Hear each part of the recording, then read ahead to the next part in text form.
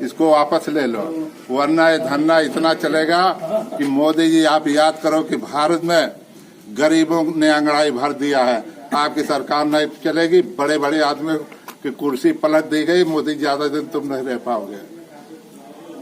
मोदी सरकार मुर्दाबाद, मोदी सरकार मुर्दाबाद, मोदी सरकार मुर्दाबाद, मोदी सरकार मुर्दाबाद, मुर्दाबाद।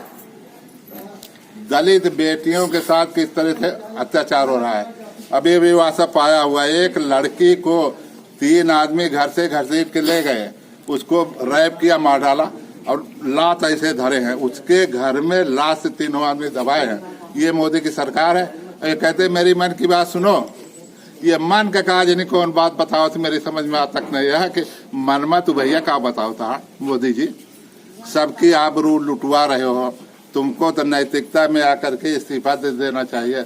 हमारी बिरादरी के राष्ट्रपति रामनाथ कोविंद, दलित की क्या इज्जत है भाजपा में। आप एक उदाहरण देखो, गए अजमेर के पुष्कर मंदिर है, वर्मा जी का लगा हुआ है, फोटो लगा हुआ है, उसमें पूजा पाठ करने के लिए दोनों प्राणी गए।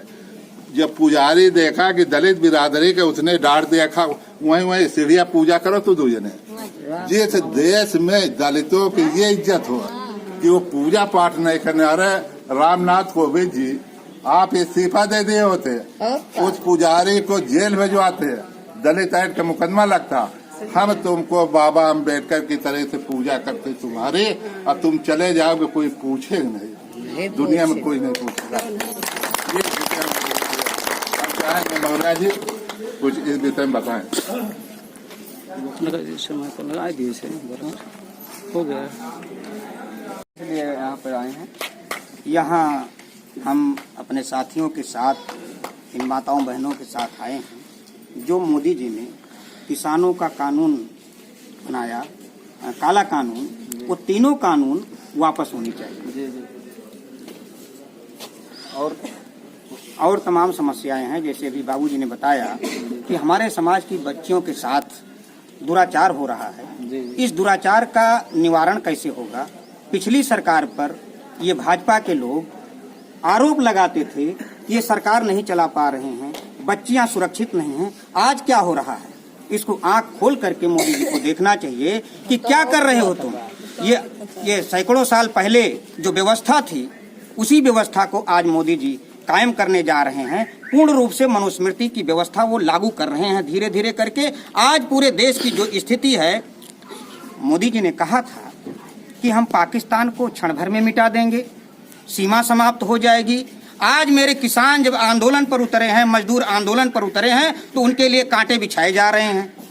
150 किसान मर गए ठंडी से, और उनके ऊपर पानी का टैंकर चढ़ा करके मारा गया, गोली चलाई गई। भाजपा के लोग पुलिस की वर्दी में हमारे किसानों पर गोली चलाए, लाठी चलाए। आज पता लग रही है आप लोगों के माध्यम से, मीडिया के माध्यम से, कि राड बन रहे हैं लोहे के किसानों को मारने के लिए। हम लोग अब जाग चुके हैं, हमको जगाने की जरूरत नहीं है। हम लोग अब सड़क पर उतरने के लिए तैयार हैं, मरने के लिए तैयार हैं। जब हम रहेंगे तो हमको रोटी चाहिए, रोटी हमको कैसे मिलेगी। मोदी जी कह रहे हैं कि भाई हमने किसान के पक्ष में कानून लाया। मैं कहता हूं कि आपको 3 रोटी दे रहे हैं, खा लीजिए। मैं आपकी 3 रोटी नहीं लेना चाहता हूं, मैं अपनी कमाई खाना चाहता हूं, मुझे अपनी कमाई खाने दीजिए। हमारे किसान नेताओं ने कहा हमको एमएसपी दीजिए। एमएसपी क्या दे रहे हो तुम। इनकी योजना है कि 1 साल के अंदर जब तक महंगाई दूना नहीं हो जाएगी तब तक ये बदलेंगे नहीं कुछ। आज 10 रुपए किलो जो गेहूं बिक रहा है, बताइए किसान ने कितना रेट तय किया है कि जब किसान के घर गेहूं होता है तो 10 रुपए किलो बिकता है। इतने लोग हमारे साथी खड़े हैं, बताओ 10 रुपए में धान बेचे हो कि नहीं। उनका एमएसपी कहाँ गया।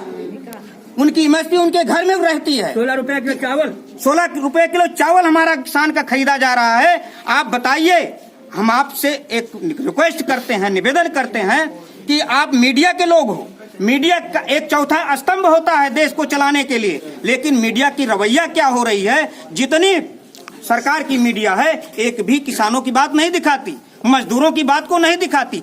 ये कौन सा तमाशा हो रहा है। मीडिया कितना बिकी है मैं नहीं जानता, लेकिन अगर सोशल मीडिया न होती तो आज मेरी बात को कोई सुन ना पाता। ये सोशल मीडिया की देन है कि आज पूरे देश में, विदेश में सोशल मीडिया मीडिया काम करके जनता की आवाज को पहुंचा रही है और सरकार गूंगी और बहरी है। ये पहले ही कहा था कि मैं चौकीदार हूं। आपको समझना चाहिए कि मोदी जी किसके चौकीदार हैं। मोदी जी मोहन भागवत के चौकीदार हैं, हमारे आपके चौकीदार नहीं हैं। आप गलतफहमी मत रहिए। माँ बहन सुरक्षित नहीं है, हमारी बहनें रोड पर नहीं निकल सकती हैं, घास काटने नहीं जा सकती हैं। ये कैसा राज है? जो सरकार निकम्मी है वो सरकार अभी जो खेल हो रहा है, पहले कभी हमने सुना था कि बहू बेटियों को जिंदा जला दिया जाता है। एक घटना हाथरस में आप लोगों ने देखा, रात में पुलिस ने कैरोसिन डाल करके, पेट्रोल डाल करके, छिड़क करके जो है हमारी बच्ची को जलाया है। ये बड़ी घिनौनी बात है। सरकार को हम बार बार आग्रह करते हैं, लेकिन सरकार सुनना नहीं चाहती है मेरी बात को। हम आप सबसे भी निवेदन करते हैं, आप लोग सड़क पर आने के लिए बिल्कुल तैयार रहिए। जैसे ही हमारे मुखिया कहेंगे, हम लोग सड़क को रोकेंगे, सड़क पर बैठेंगे। हम मरने के लिए तैयार हैं।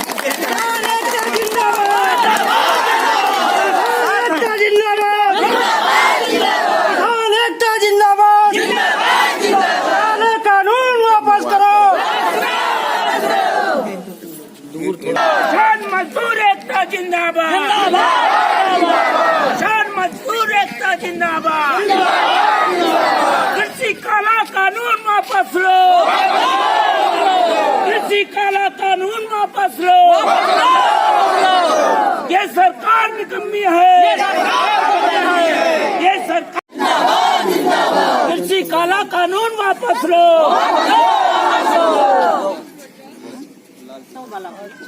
जिंदाबाद जिंदाबाद मजदूर एकता जिंदाबाद। किसान मजदूर एकता जिंदाबाद। किसानों का काला कानून वापस लो। किसी का काला कानून वापस लो। किसी का काला कानून वापस लो। अभी तो ये अंगड़ाई है। अभी तो ये अंगड़ाई है। अभी तो ये अंगड़ाई है। क्या हमसे टकराएगा?